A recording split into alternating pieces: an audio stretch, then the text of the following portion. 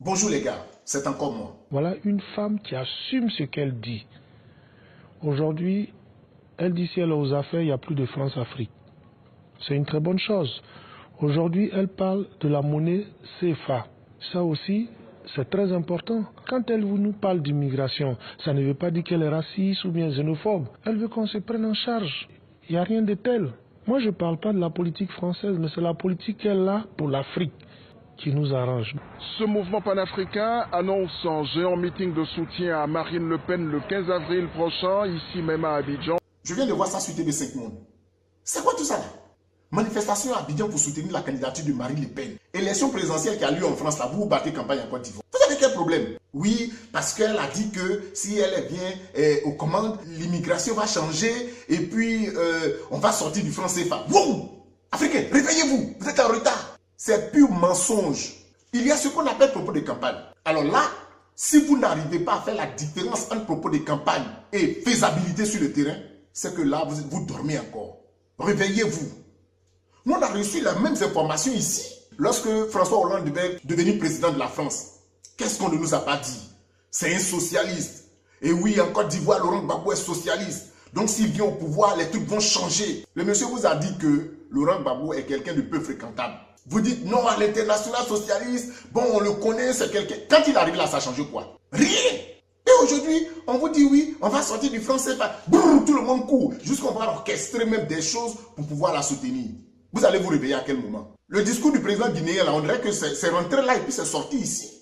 Coupons le cordon ombilical avec le colonisateur. Il ne nous arrange pas.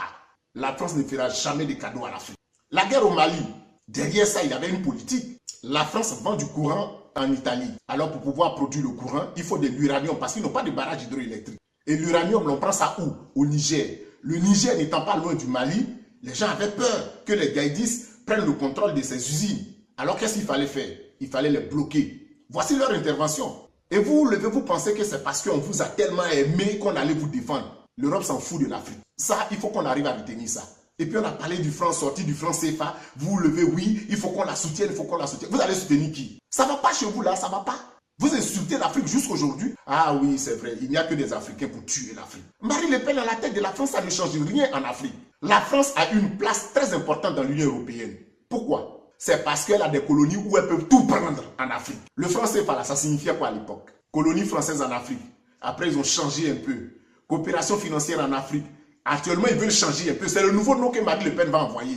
Sinon, dans le fond, on sera toujours lié à la France. On vous dit ça pour ne pas que vous continuez de vous battre. Et puis vous acceptez. On va la soutenir, on va la soutenir. Alors les gars, réveillez-vous. Hein.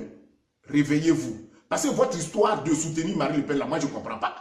Et puis c'est où? En Afrique, en Côte d'Ivoire. Qui est? Il y a quelque chose qui ne va pas. Vous n'allez pas accepter piétiner encore l'Afrique en 2017 là. La France ne fera jamais de cadeaux à l'Afrique. Parce que sans l'Afrique, elle ne mange pas. Sans l'Afrique, elle est au bas de l'échelle dans l'Union européenne. Que la position d'un président français ou bien d'un candidat français à la tête de la France va changer quelque chose en Afrique. Ça ne changera rien.